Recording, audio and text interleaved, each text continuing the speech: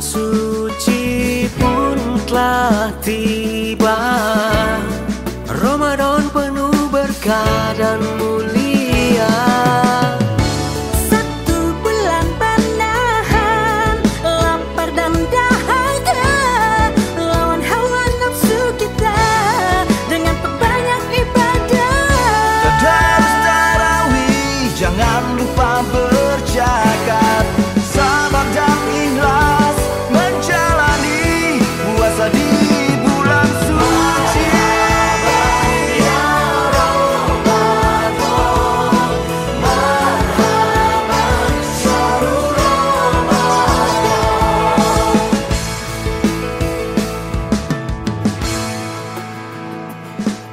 Malam 1000 bulan mencari rahmat dan maghfirahnya. Bapak Ibu kaum muslimin dan muslimah yang insya Allah dirahmati Allah Subhanahu wa Ta'ala.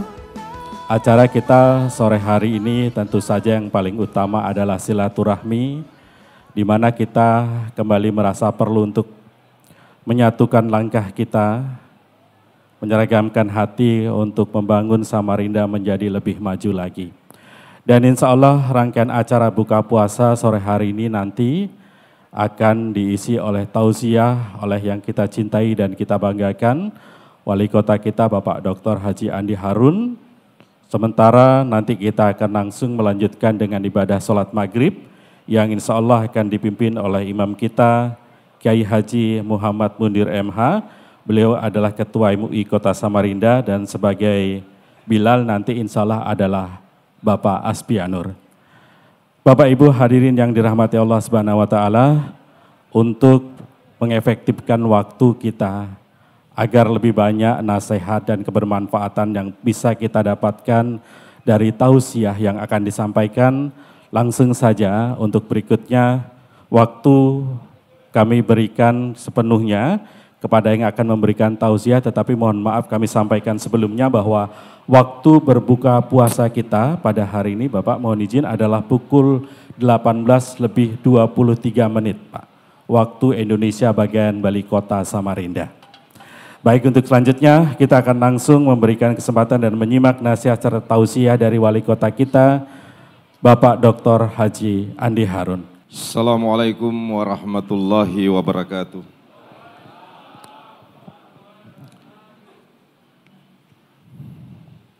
A'udzubillahi minasyaitonirrajim. Bismillahirrahmanirrahim.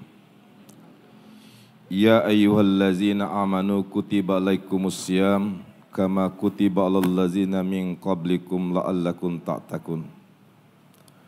Wa qala Rasulullah sallallahu alaihi wasallam, man sama ramadanan imanan wa ihtisaban ghufira lahu ma taqaddamat min dzambi. Alhamdulillah, salatu wassalamu ala asyrafil anbiya'i wal mursalin wa ala alihi wa ashabihi ajmain. Allahumma sallim wa sallim wa barik ala Sayyidina Muhammad wa ala alihi wa ashabihi ajmain. Amma ba'd. Kita bersyukur kehadirat Allah Subhanahu wa Ta'ala. Hari ini kita bersilaturahim sekaligus sama-sama menghadiri acara buka puasa di lingkungan pemerintah Kota Samarinda di halaman parkir ini dalam keadaan tentu penuh kegembiraan karena berada di suasana Ramadan. Selawat dan salam selalu tersampaikan kepada Habibuna wa Nabiullah Muhammad sallallahu alaihi wasallam. Semoga kita semua insya Allah mendapatkan syafaat baik di dunia maupun di akhirat kelak.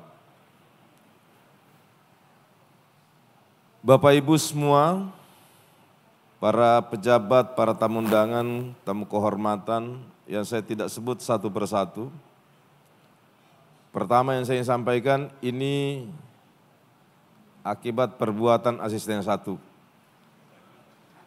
Saya pikir saya sambutan, ternyata saya disuruh tausiah. Padahal ada Pak Kiai ini. Banyak Kiai, ada guru-guru kita juga. seharusnya saya hanya sambutan. Tapi karena ini udah tugas dan mungkin juga sudah Pak Kabak Kesra sudah sediakan amplopnya.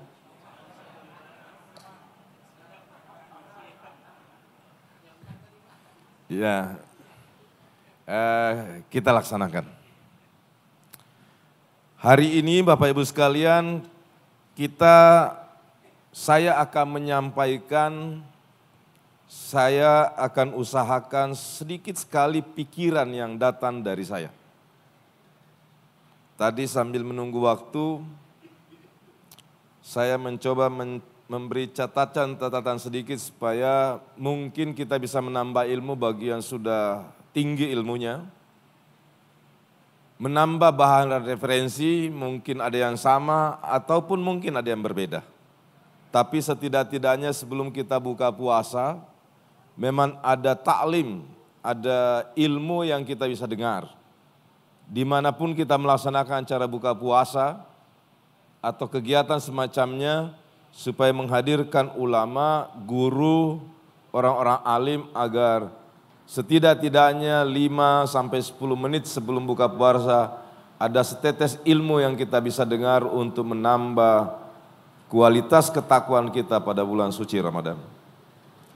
Bapak Ibu semua, saya di setiap kajian Ramadan, saya tadi berpikir saya mau sampaikan apa.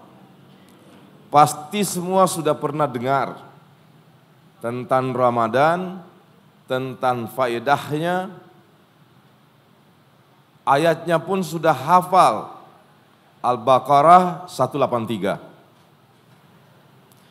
Tapi hari ini kita coba dengarkan perspektif yang mungkin dari sisi yang lain. Supaya praktek ibadah puasa yang kita laksanakan bisa semakin dalam, karena dari sisi ilmunya puasa, dari perspektif ilmu agama, kita mungkin bisa dapatkan.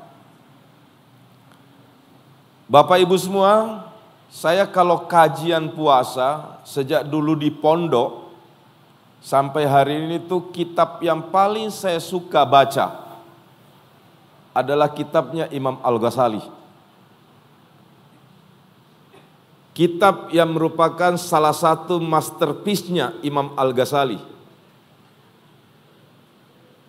Imam Abu Hamid Muhammad bin Muhammad Al-Ghazali, populer dikenal dengan nama Imam Al-Ghazali.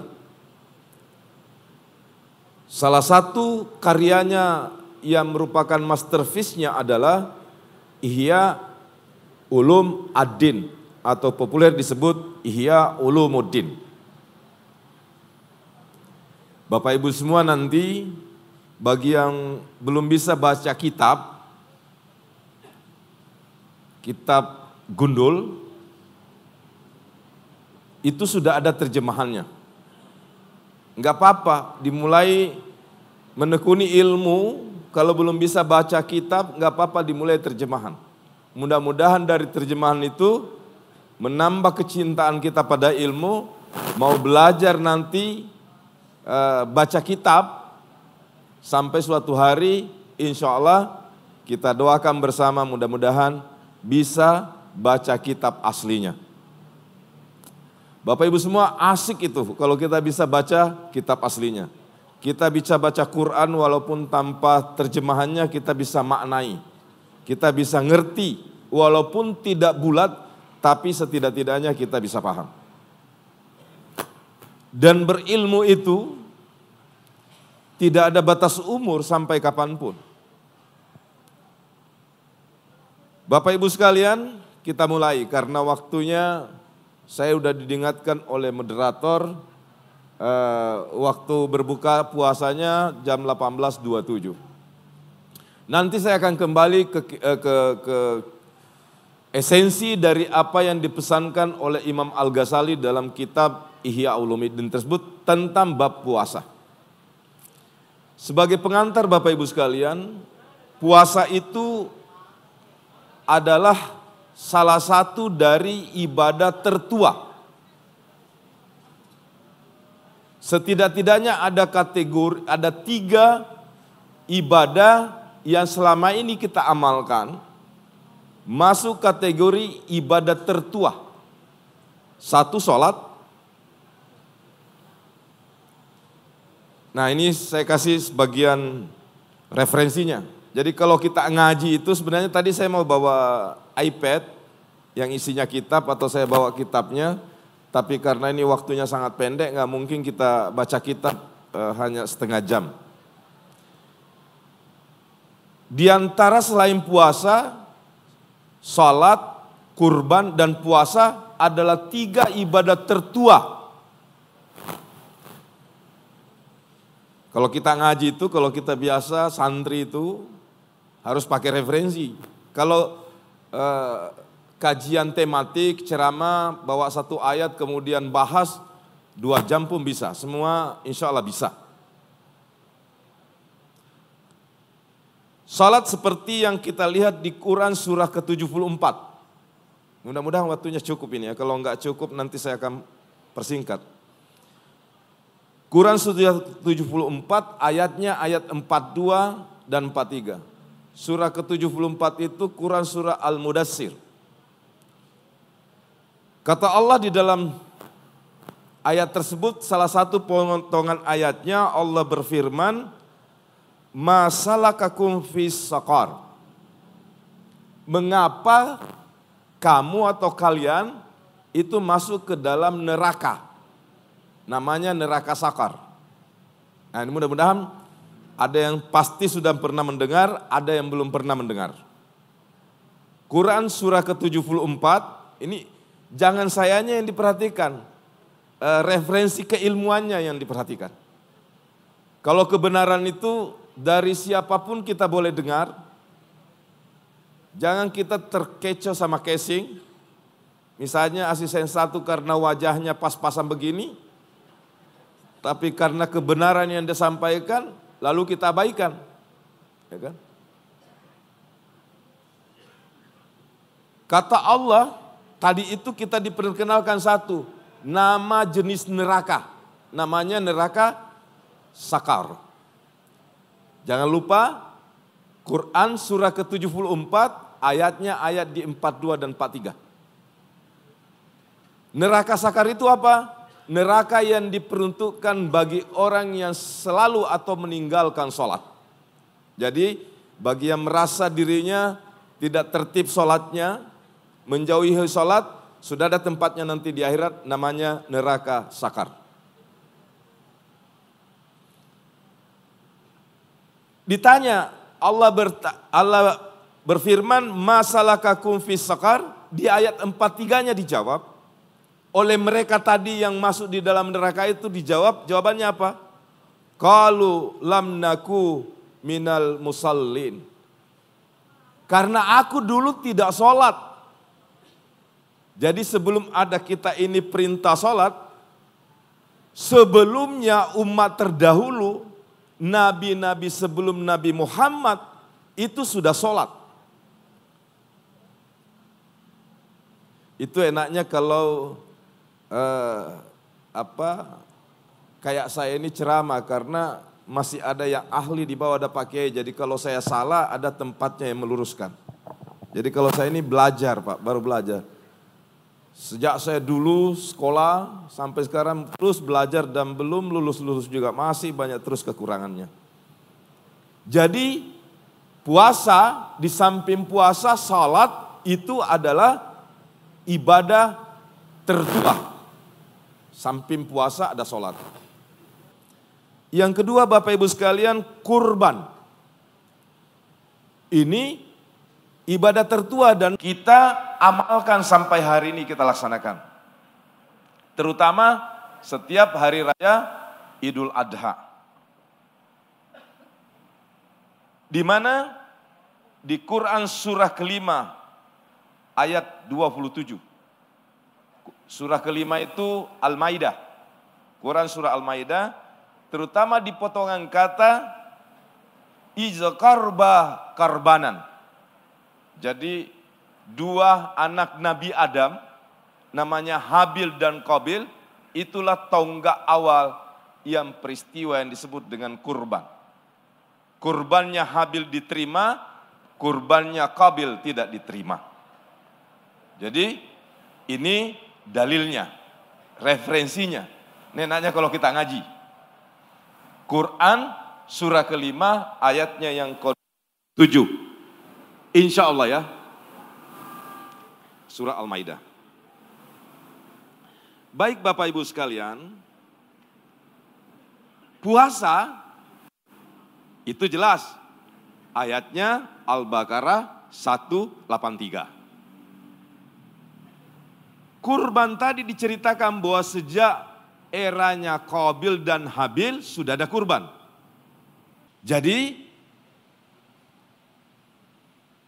itu ibadah tertua. Sebelum wajib bagi kita semua umat Nabi Muhammad ini sudah ada salat sebelumnya. Sehingga sudah ada penghuni neraka. Nama nerakanya neraka Sakar. Siapa yang bilang? Allah Ta'ala. Kurban siapa yang bilang? Allah Ta'ala. Semua referensinya jelas. Kemudian puasa. Apa kata Allah dalam puasa? Jadi ini nambah sedikit bobot pengetahuan kita terhadap Quran surah Al-Baqarah 183. Ya ayyuhallazina amanu kutiba alaikumusyamu kama kutiba alal ladzina min qablikum. Hai orang-orang yang beriman. Pertama ini, yang dipanggil adalah orang-orang yang beriman. Bukan orang-orang Islam. Ayatnya enggak berbunyi ya ayyuha aslamu. Kenapa? Hanya orang-orang yang beriman yang mampu melaksanakan seluruh faktor yang berkaitan dengan kaidah-kaidah orang yang berpuasa dalam bulan Ramadan. Karena di sana membutuhkan pengorbanan, membutuhkan riyada, membutuhkan mujahadah.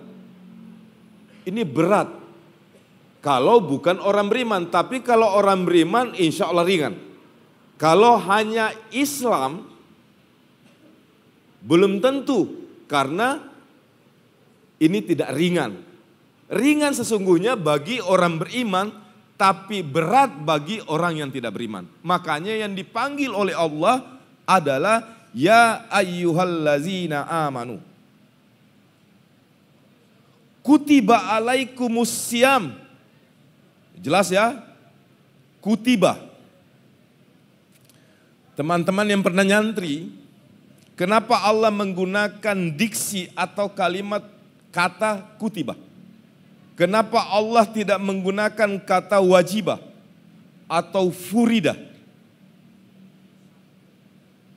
Pasti teman-teman yang pernah nyantri udah belajar nahu, syaraf.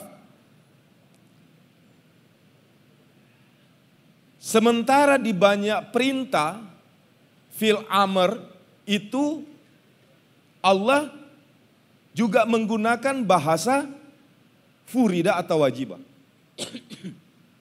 Sama sering saya sampaikan, kenapa ketika kita menyambut Ramadan itu menggunakan kalimat marhaban, tidak menggunakan kalimat ahlan wa sahlan.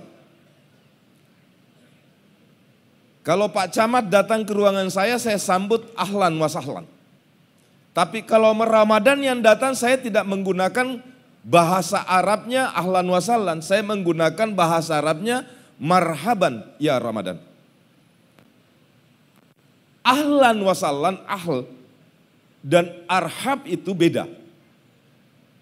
Untuk ahlan wa sahlan menyambut sesuatu pada ruang yang masih bisa diukur. Misalnya ini kan halaman parkir luas nih, tapi seluas-luasnya masih bisa kita ukur berapa panjangnya, berapa lebarnya. Kalau arhab itu luas, lapangan luas, nggak bisa diukur.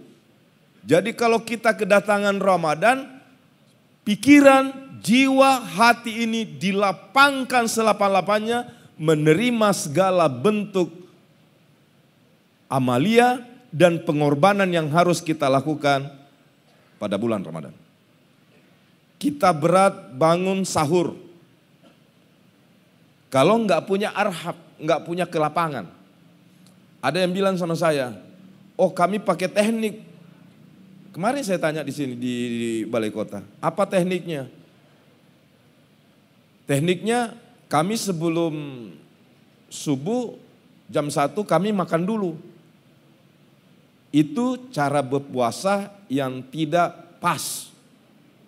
Sahur nggak bisa ditarik menjadi makan malam, itu namanya makan malam. Bukan sahur. Sunnahnya sahur kata Nabi, bersahurlah karena sesungguhnya di dalam sahur itu ada keberkahan. Ditanya Aisyah, kapan sahurnya? Kira-kira Nabi itu kalau baca ayat 50 sebelum azan subuh. Jadi bukan jam 1 Pak. Kalau jam 1 itu namanya makan malam. Paham? Ya. Ini ilmu Pak, yang diterangkan oleh para ulama, yang diterangkan oleh hadis Nabi, yang diterangkan oleh para guru-guru kita, oleh para masyayikh, para alim ulama. Ini bukan saya yang bilang, ini ilmu di dalam Ramadan. Saya nggak perlu sahur, karena saya kuat aja. Nggak boleh karena tuntunannya puasa itu sahur. Bukan soal makannya. Tadi itu inna sahuri fil barakah. Di dalam sahur itu ada barokah. Barakahnya itu yang dicari, bukan makannya. Itu cara berpikirnya, logiknya. Yang kita cari barokahnya. Kalau makan jam 10 kita juga makan, insya Allah kenyang sampai maghrib besok. Tapi yang kita tidak dapatkan ketika kita makan jam 1, jam 12, baru kemudian tidur, barakahnya nggak ada karena itu bukan makan sahur, itu makan malam. Nah ini kita kalau beribadah insya Allah kalau mendengarkan ilmu langsung dari Al-Quran, langsung dari hadis yang disampaikan oleh para ulama-ulama kita. Nah saya ini hanya memindahkan. Nyampaikan kembali apa yang pernah ini. Bapak Ibu sekalian, lalu kenapa pakai kutiba, kenapa enggak pakai furida, kenapa enggak pakai wajibah? Saya ambil contoh, jika Pak Asisten 3, saya tugaskan ke Balikpapan mewakili saya. Pak As3, Pak Ali, tolong wakili saya selaku wali kota menghadiri undangan Pak Gubernur atau Pak Kapolda atau Panglima di Balikpapan. Itu perintah kan? Tapi perintahnya lisan Pak. Itu bisa menggunakan furida, bisa menggunakan wajibah. Tapi kalau sudah pakai kata baba, itu perintah yang sangat kokoh tertulis. Nah, kalau saya pakai kata dalam perspektif tadi Pak Ali, saya mengeluarkan surat tugas tertulis. Ada cap, ada stempelnya. Oke? Itu sebabnya kalau ibu-ibu perempuan, kalau lagi haid, nggak boleh puasa Ramadan kan? Tapi wajib dia ganti. Qada. Kalau furida, atau perintah yang biasa-biasa saja, tidak ada kewajiban mengganti. Kalau kita ada alasan perjalanan, boleh kita tidak puasa dikasih diskon, tapi harus diganti. Itu maknanya kutibah, perintah yang sangat kokoh. Wajib kita laksanakan. Makna lainnya begini. Pak, saya sama dengan sholat. Kan sholat itu inna sholati tanha anil fahsyai wal munkar.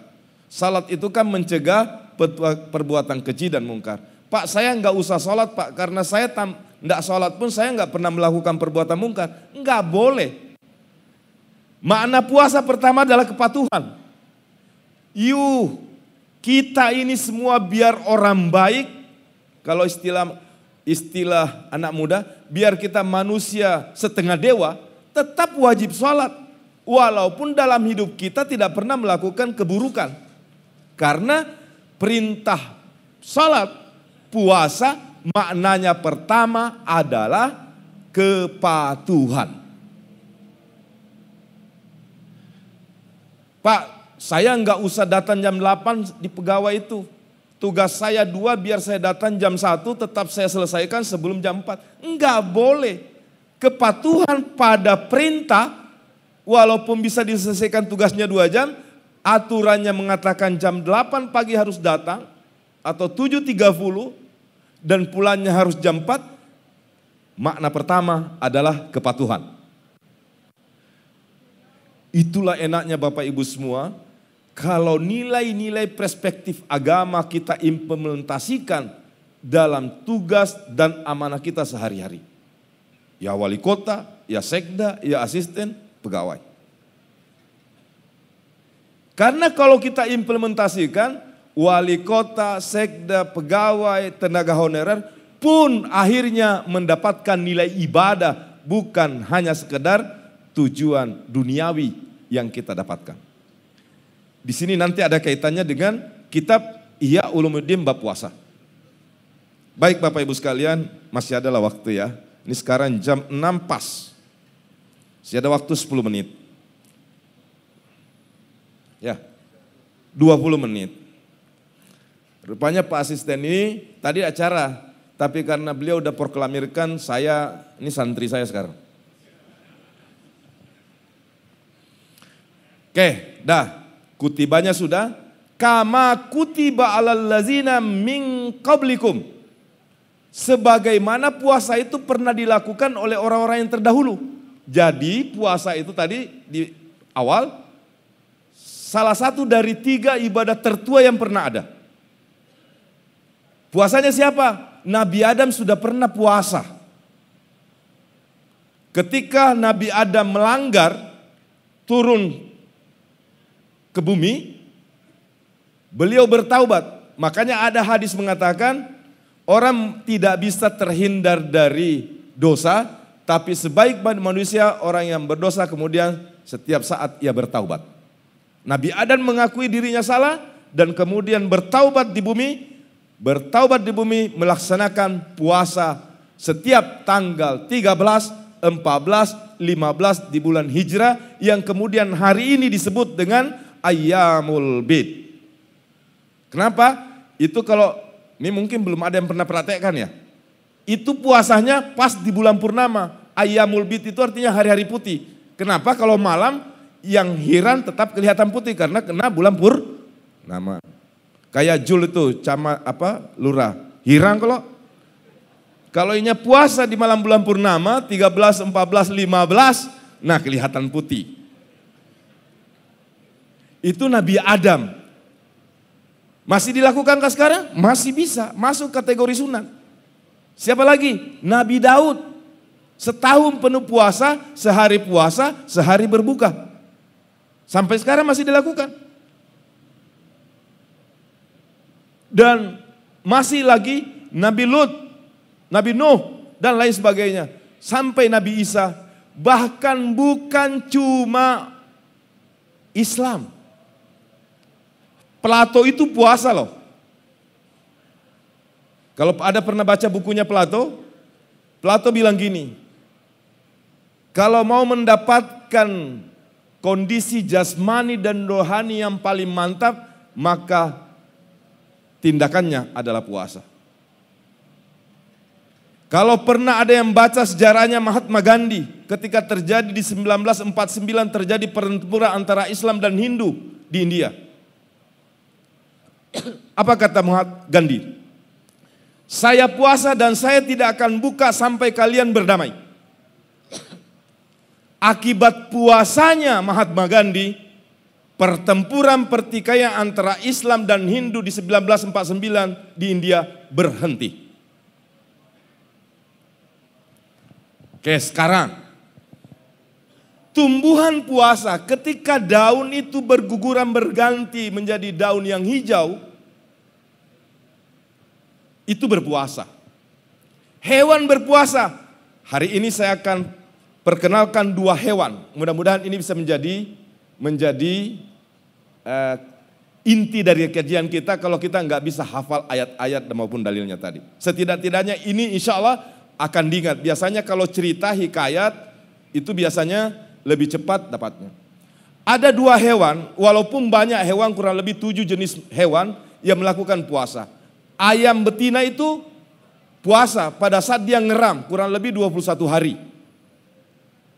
Pernah lihat ayam betina ngeram? Yang nggak pernah turun dari tempatnya sampai dia ngerami telurnya. Itu puasa. Beruang ketika di musim dingin, ketika mengalami masa hibernasi, ia juga puasa. Pinguin, bahkan ikan salmon ketika berimigrasi kurang lebih 1000 mil, itu dia juga berpuasa untuk mempertahankan kegesitannya ketika dia bermigrasi. Tapi 2 binatang hewan yang saya akan ceritakan hari ini adalah ular dan ulat. Tahu semua ular kan? Tahu? Ular itu menjaga tubuhnya dengan mengganti kulit. Pada proses pergantian kulit dia berpuasa, dia tidak memakan apapun. Ulat, ketika dia jadi ulat, dia pemakan segalanya, apapun dia makan. Kotoran dia makan, apapun dia makan.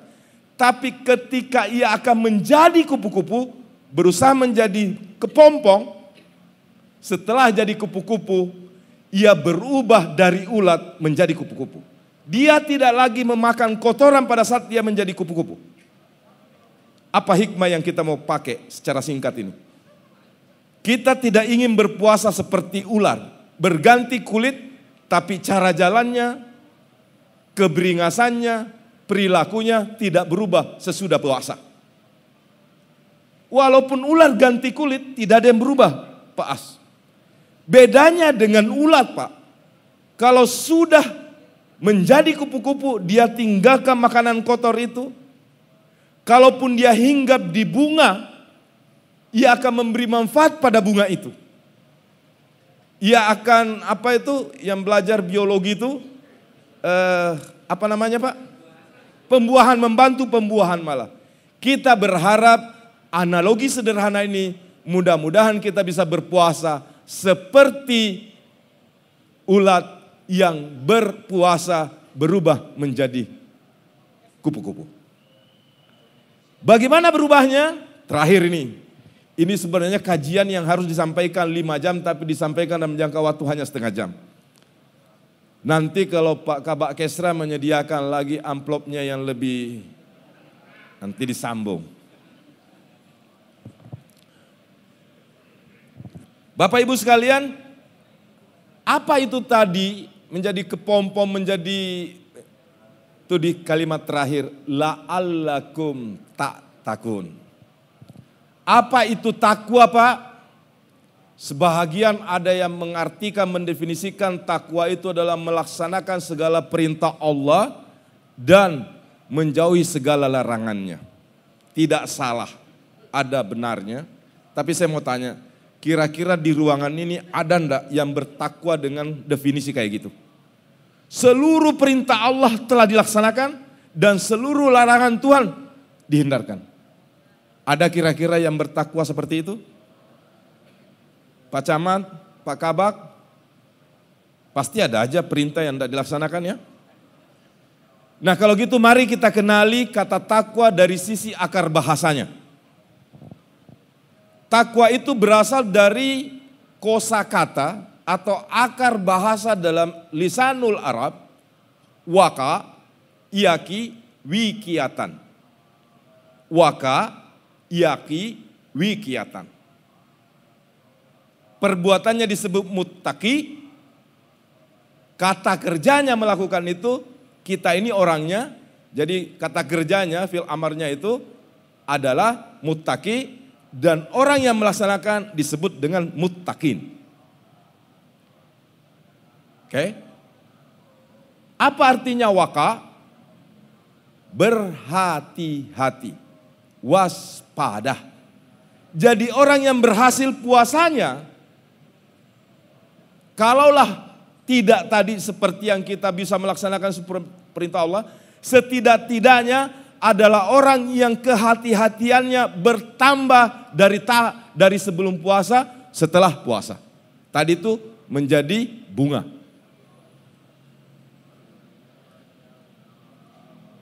Ya kan? Apa saja kewaspadaannya itu?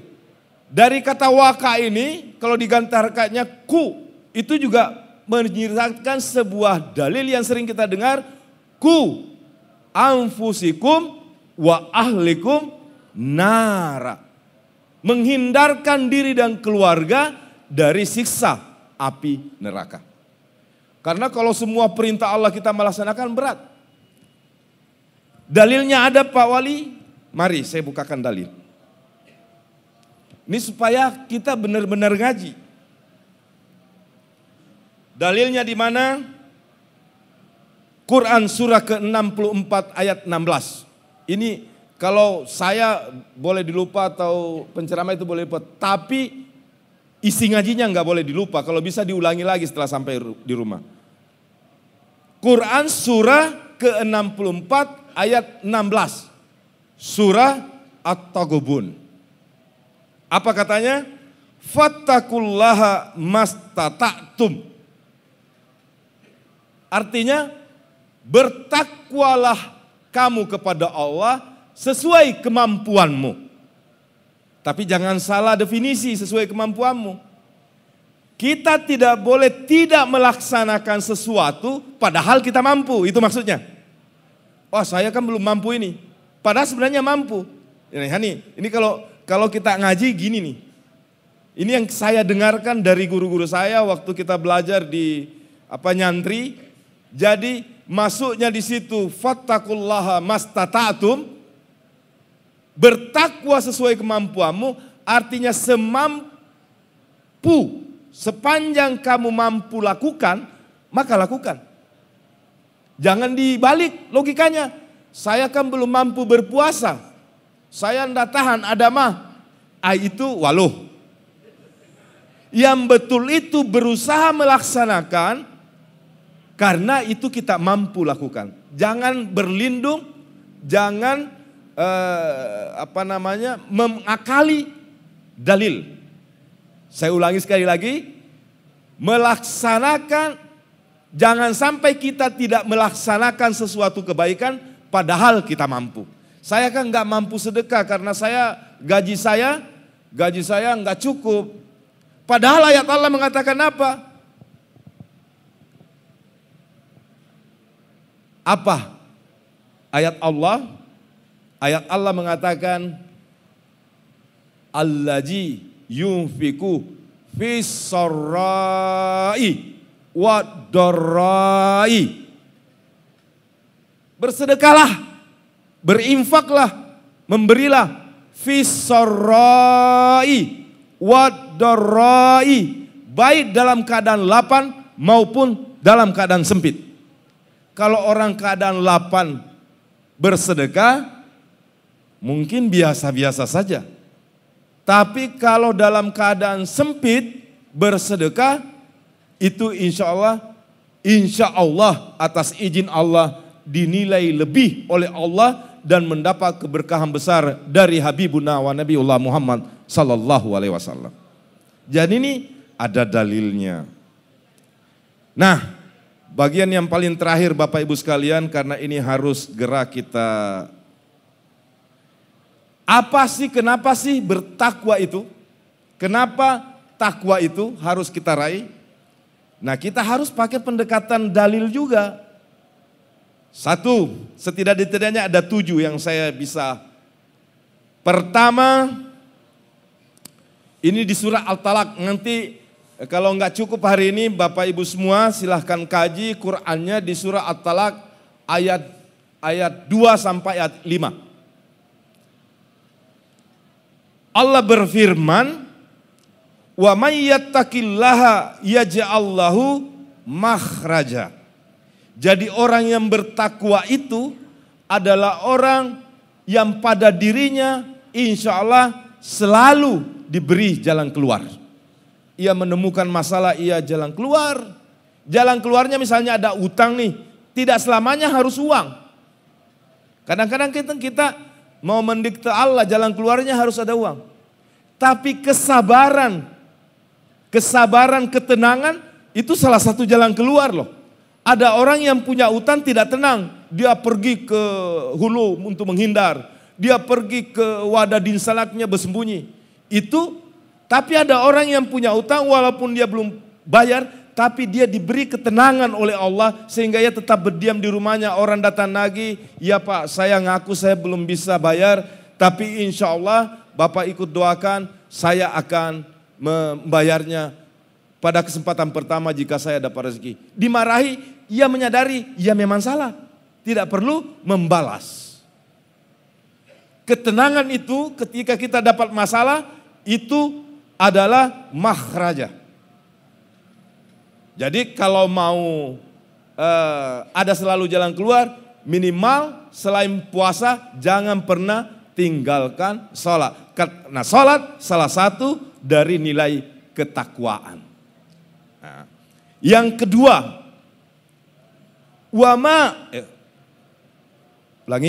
wa yarzuquhu min haitsu la yahtasib.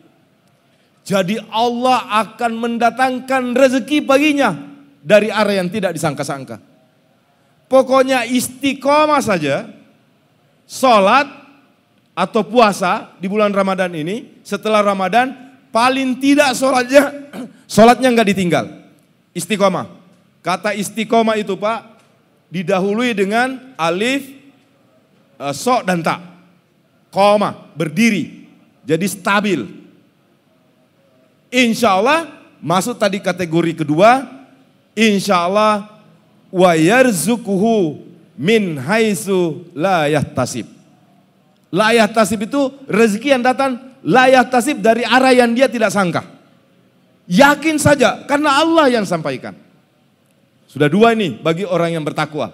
Jadi kalau salatnya oke, puasanya oke, insya Allah dikategorikan oleh Allah sebagai orang yang bertakwa. Dan orang yang mendapatkan nilai takwa tadi udah dua keuntungannya. Satu, diberikan selalu jalan keluar. Wa may yattaqillah yaj'allahu makhraja. Selalu diberi jalan keluar. Kemudian wa yarzuquhu min haitsu la yahtasib. Dan yang ketiga, wa may yattaqillaha yaj'allahu min amrihi yusra. Kemudahan. Apa yang kita berat, sulit, insya Allah pelan, kalau enggak dalam 1 jam, sehari, seminggu, sebulan, yang tadinya sulit menjadi mudah.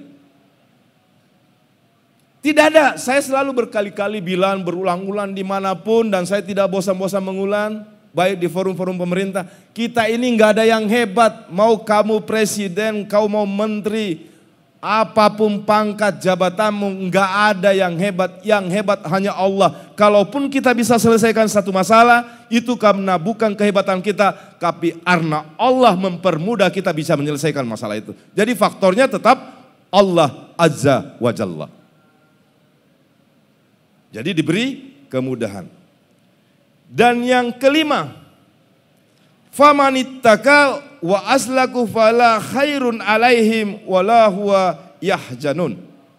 Ini di Quran surah ke-7. Kalau tadi itu di At-Talaq ayat 2 sampai 5, ini yang ke-5 ini ada yang keempat ini Quran surah ke-7 itu Al-A'raf, ayatnya ayat 35. Ya. Jadi yang berikutnya adalah innallaha ma'allazi wallazina hum muhsinin.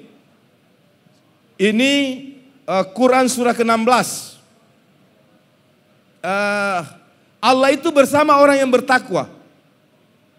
Innallaha ma'allazina taqau wallazina hum muhsinin. Quran surah ke-16 ayatnya 128. Quran surah ke-16 itu adalah Quran surah An-Nahl.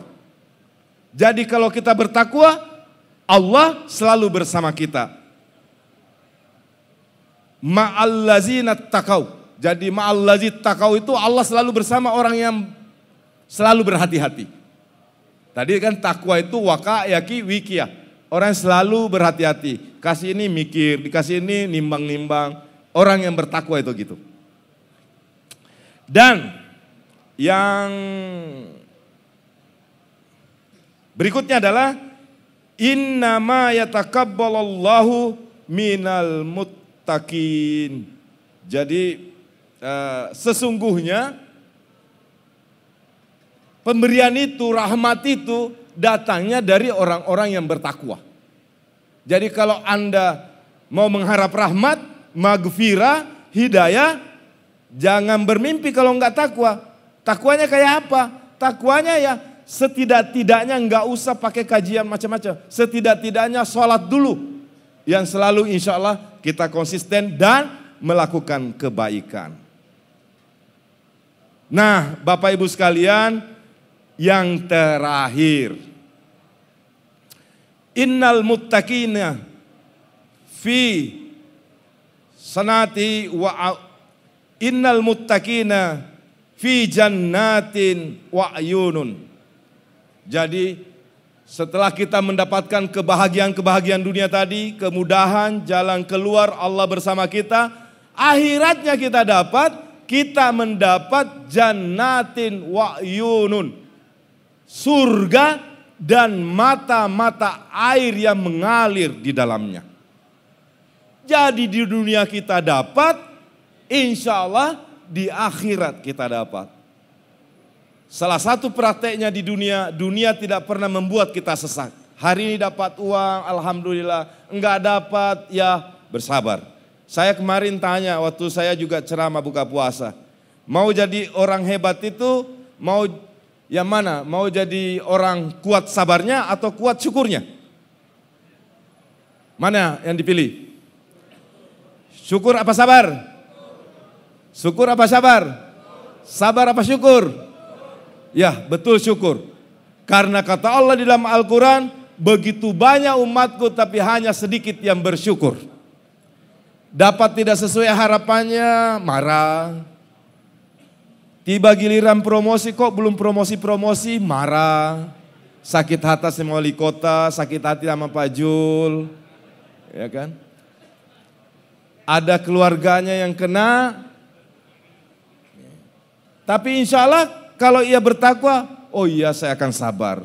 Saya akan bersyukur. Mudah-mudahan Allah nanti mengembalikan yang lebih baik. Kalau dapat satu ruangan, ada yang diajak ngobrol, ada yang kebetulan karena entah karena apa nggak disengaja, lalu wah sekda itu hanya senangnya si pejabat ini, prasangkanya prasangka buruk. Tapi orang yang insya Allah ada nilai salat dalam dirinya, ada nilai ketakwaan, iman di dalam jiwanya, maka ia tidak mudah berprasangka buruk, berkata dusta, apalagi menyakiti orang lain. Karena bagi orang yang mau menderajat takwa, nah mudah-mudahan ini nasihat buat kita semua, kita termasuk orang-orang yang dijauhkan dari seluruh prasangka buruk. Dari jiwa-jiwa menjadi jiwa-jiwa yang bersih, mudah-mudahan bisa mendatangkan kebaikan. Karena kata Allah tadi, barang siapa ingin mencapai masuk surga, ingin masuk derajat takwa, ada di dalamnya, ingin masuk surga, maka ia harus selalu mempunyai jiwa takwa dan melakukan kebaikan. Hanya ini Bapak Ibu sekalian yang dapat saya sampaikan, mudah-mudahan ada hikmahnya. Kalau ada yang salah buang aja, yang ada baiknya bisa kita pelajari, kita ambil. Demikian Bapak Ibu sekalian, lebih dan kurangnya wallahul muwaffiq thoriq, nasrun minallahi wa fathun qarib. Wassalamualaikum warahmatullahi wabarakatuh.